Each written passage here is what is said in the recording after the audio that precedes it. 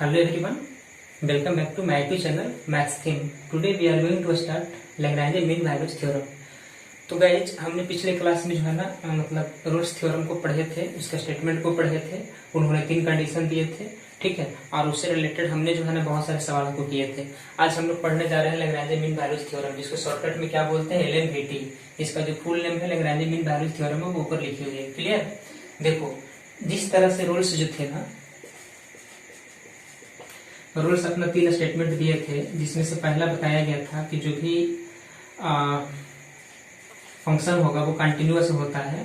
दूसरा बताया गया था यहाँ पे कि डिफरेंशिएबल होता है, और थर्ड बताया गया था कि जो भी हमारे पास इंटरवल पॉइंट देते हैं तो वो दोनों पॉइंट पे value of the function equal होना चाहिए, तब हम बोलते थे कि जो गिवन फंक्शन है वो रोल्स थ्योरम को सेटिस्फाइड कर रहा है, वेरीफाई हो रहा है। ठीक है, बट यहाँ पे क्या करना है हम लोगों को, लैग्रेंज मीन वैल्यूज थ्योरम के अंतर्गत जो है ना मात्र 2 ही मतलब स्टेटमेंट को लिया गया है, इसे यहाँ पर इग्नोर कर दिया गया है। क्लियर? तो देखो जैसे हमने यहाँ पर अगर हम लैग्रेंज की बात करते हैं तो लैग्रेंज में क्या है इसका स्टेटमेंट कि if F is a function, मान लो यहाँ पे कि इफ हमारे पास कोई एक फंक्शन है, वो फंक्शन हमारे पास दिया हुआ होगा F of x equal to sine X plus cos X, या F of x equal to X square minus 1 plus 3, कुछ भी इस तरीके का होगा। ठीक है, तो देखो पहला इनका कंडीशन क्या था कि continuous in the closed interval a b. अब देखो ध्यान से समझना, कहता है ना इनका जो फर्स्ट स्टेटमेंट है, जैसे मान लो हमारे पास एक नंबर लाइन है जिसको हमने क्या करा, ए और बी से डिनोट कर दिया। ठीक है, तो पहले इनका कंडीशन यही था कि जो भी हमारे पास गिवन फंक्शन होगा वो कंटिन्यूअस होना चाहिए, जिस तरह से रूल्स में होता था। तो यहाँ पर याद रखेंगे कि कंटिन्यूअस के लिए दोनों पॉइंट को इंक्लूड करना रहता है, जबकि डिफरेंशिएबिलिटी के लिए क्या होता है, एक्सक्लूड करना रहता है। पहला पॉइंट। दूसरा पॉइंट इसका ये है कि जो भी गिवन फंक्शन होगा वो इसके बीच में जो है ना जितने भी पॉइंट्स आएंगे, जैसे यहाँ मान लो 2 है, यहाँ पे 3 है, तो 2 और 3 के बाद मतलब बिटवीन में भी तो बहुत सारे पॉइंट्स है ना, रेशनल में है या वो पॉइंट वाले होते हैं, फ्रैक्शन होता है इस तरह का। ठीक है, तो वो सभी के साथ क्या हो जाएगा, हमारा वो गिवन फंक्शन जो क्या होगा, कंटिन्यूअस होगा, उसके बीच में भी होना चाहिए। क्लियर? अब देखो, हाँ गाइज, तो हम लोग बता रहे थे यहाँ पे कि इस ए और बी हमारे पास 2 पॉइंट होगा, और ये दोनों पॉइंट पे जो गिवन फंक्शन को कंटिन्यूअस होने के साथ साथ क्या होगा, तो उसके बीच में जितने भी पॉइंट्स आएंगे वो सभी पे क्या हो जाएगा, कंटिन्यूअस होगा। तब हम बोलेंगे वहां पे कि रोल्स लैग्रेंज का जो फर्स्ट स्टेटमेंट है, फर्स्ट कंडीशन है, वो सेटिस्फाइड कर रहा है। क्लियर? देखो सेकंड वाला क्या है कि differentiable in the open interval a b, मतलब इसमें जो है ना इन पॉइंट को हम लोग क्या कर सकते हैं, एक्सक्लूड करके चलना होता है।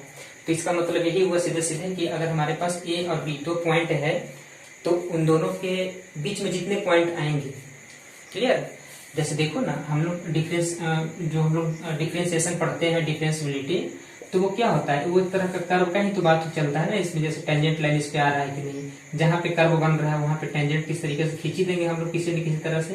लेकिन जो हमारे पास इंड पॉइंट होता है इसका, वो इंड पॉइंट पे जो है ना हम लोग जो है वो क्या होता है कि उस पर हम लोग मतलब टेंजेंट लाइन नहीं खींच सकते। क्यों? क्योंकि वो जो है एक तरह से हमारा क्या है, मतलब ओपन की तरह बिहेव करता है वहां पे, इसलिए। तो मतलब सीधे सीधे यही समझना है यहाँ पे कि वो ओपन इंटरवल में जो है ना दिया गया फंक्शन अगर डिफरेंशिएबल है तो हम बोलेंगे कि लैग्रेंज का सेकंड कंडीशन भी सेटिस्फाइड हो रहा है। क्लियर? अब देखो, अब हम यहाँ पे क्या करेंगे कि जैसे ही हमारे पास सेकंड कंडीशन सेटिस्फाइड करेगा इसके अंदर, क्लियर, देन देयर एग्जिस्ट, देख लो ध्यान समझना, मतलब रूल्स की तरह है यहाँ पे भी, देन देयर एग्जिस्ट एटलीस्ट 1 सी, एक सी ऐसा जरूर आएगा जिसका रेंज 1 ए और बी के बीच में कहीं पे भी लाई कर रहा होगा वो point. Clear? Such that F C equal to F B minus F A by B minus A, मतलब यहाँ पर समझो कि F B minus F A जो है ना वो क्या है, तो याद रखेंगे बी अलग चीज है, एफ बी अलग चीज है, ए अलग चीज है, एफ ऑफ ए अलग चीज है। क्लियर? देखो बी क्या होता है हमारे पास, जो इंटरवल होता है, जैसे मान लो कि 2 और 3 है हमारे पास, 3 यहाँ पे बी की तरह काम करेगा, जो 2 दिख रहा है ना वो किसकी तरह काम करेगा हमारे पास, तो मतलब ये जो है ना वो 2 की तरह। और एफ बी का मतलब होता है यहाँ पर कि जो भी फंक्शन दिया गया होगा तो उसमें क्या करेंगे हम लोग कि जो गिवन फंक्शन होगा वहां पे इधर पे कितना रखेंगे, 2 रखेंगे तो वहां से क्या निकलेगा, एफ ए, और 3 रख देंगे तो वहां से क्या निकल जाएगा, एफ बी, और हम लोग इस तरह से उसको वर्कआउट कर देंगे आगे। क्लियर? तो यही था हमारे पास जो लैग्रेंज थे उनका स्टेटमेंट। अब हम देखते हैं इसके अंदर आने वाले कुछ प्रॉब्लम को। ठीक है,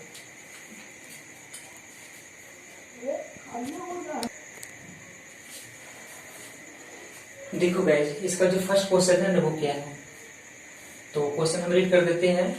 तो क्वेश्चन ने कहा मतलब find c of the Lagrange mean values theorem. देखो लैग्रेंज मीन वैल्यूज थ्योरम के अंतर्गत जो सी होता है उसकी वैल्यू को फाइंड करना है। वो फंक्शन दिया हुआ है f of x equal to 3x² plus 5x plus 7 in the interval 1,3। देखो given f of x equal to 3x² plus 5x plus 7 और इंटरवल क्या है 1,3। अब यहाँ से क्या करना हम लोगों को कि सबसे पहले f x फाइंड कर देंगे। ठीक है, f x कितना आएगा 3 टू जा कितना आएगा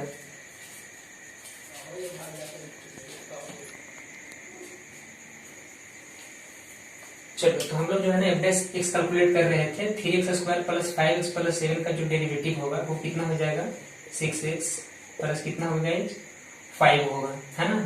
तो हम लोगों ने ऐसा लिखा है यहाँ पे। देखो वो चीजें उसी पे चलता है, जैसे dy by D x of x की पावर n है हमारे पास, तो n x की पावर n माइनस 1 करके इस तरह से आता है। ठीक है, तो हम लोग उसी पे इसे अप्लाई कर दिया। अब देखो नाउ अब यहाँ पे हम लोग जरा सा वैल्यू निकाल फाइंड करते हैं यहाँ पे, मतलब किसकी value value of the function at x equal to 1 पे देखते हैं कितना होता है, the value of the function at x equal to 3 पे कितना होता है। तो चलो सबसे पहले हम लोग f ऑफ 1 को फाइंड करते हैं। f ऑफ 1 कितना आ जाएगा 3 इंटू 1 का स्क्वायर प्लस 5 इंटू 1 प्लस कितना आएगा 7। तो देखो 5 और 7 कितना आ जाएगा 12 और 3 15 आ गया। और उसी तरह से f ऑफ 3 अगर फाइंड कर दिया जाए यहाँ पे तो 3 इंटू 3 का स्क्वायर प्लस 5 इंटू 3 प्लस कितना आएगा 7। तो 3 3 9 और 3 27 और 15 और 7 कितना आ जाएगा मतलब 27 प्लस 15 प्लस 7 ओवरऑल करने पे 49, है ना। देखो अब यहाँ से क्या करना होगा हम लोगों को कि जब हम लोगों ने एफ बी और एफ ए फाइंड भी कर लिया तो हमें डायरेक्ट जो है इस क्वेश्चन में क्या कहता है find the value of c from the क्या लैग्रेंज मीन वैल्यू थ्योरम। देखो ध्यान देने वाली बात यहाँ पे ये है कि हमें लैग्रेंज का ही क्या बोला इन्होंने सी की वैल्यू फाइंड करो। तो इसका मतलब ये होता है यहाँ पर कि क्वेश्चन में ऑलरेडी दे दिया है कि जो भी गिवन फंक्शन होगा मतलब दिया हुआ है वो क्या होगा कि जरूर वो लैग्रेंज मीन वैल्यू थ्योरम के स्टेटमेंट को फॉलो कर रहा होगा। ठीक है, जब भी फॉलो करेगा तभी वहां से सी हम लोग फाइंड करेंगे। तो यहां से लिखना होगा now by Lagrange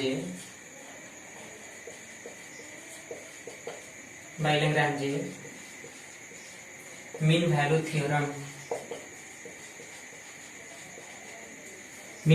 theorem there exist at least 1 C और सी का जो रेंज होता है गाइस वो मैं यहाँ पे लिख देता हूँ। देखो इस तरह से होता है, थोड़ा मैं क्लियर कर देता हूँ इसे। देखो यहाँ से A less than C less than क्या होगा बी, क्लियर।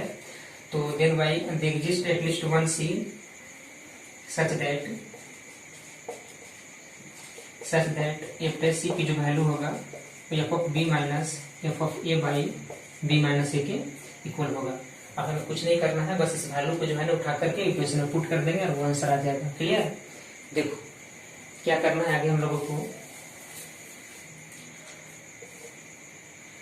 देखो जहां जहां हमारे पास ए प्लस एक्स की वैल्यू 6x प्लस 5 है, ठीक है, तो जहां जहां हमारे पास x है वहां सी पुट करना होगा। तो यहाँ से कितना आ जाएगा जब हम लोग कर देंगे तो 6 आ जाएगा प्लस का 5 इक्वल टू एफ बी की वैल्यू हम फाइंड किए 40 का 9 है माइनस एफ ए की वैल्यू हमारे पास 15 है और y कितना है b माइनस ए। तो b माइनस ए का मतलब कि 3 माइनस 2 कर देंगे, तो फिर से कैलकुलेट कर लेते हैं। ये आ जाएगा 34/2 यानी कि 17।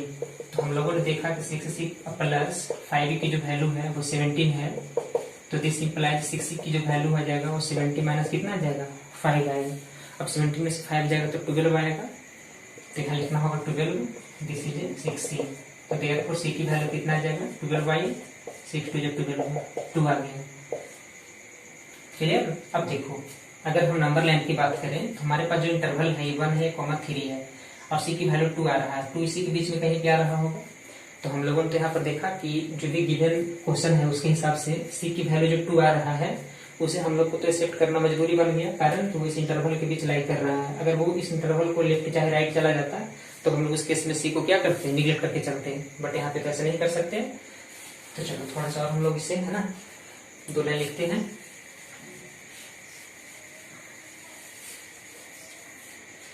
देखो आगे का काम क्या है हम लोग को कि जब सी की वैल्यू 2 आ गई है हमारे पास, clearly C equal to 2 belonging to the interval 1,3, clear. तो hence the value of C equal to 2। चलिए गाइस आंसर हो गया, क्लियर। तो pause the video, note it down.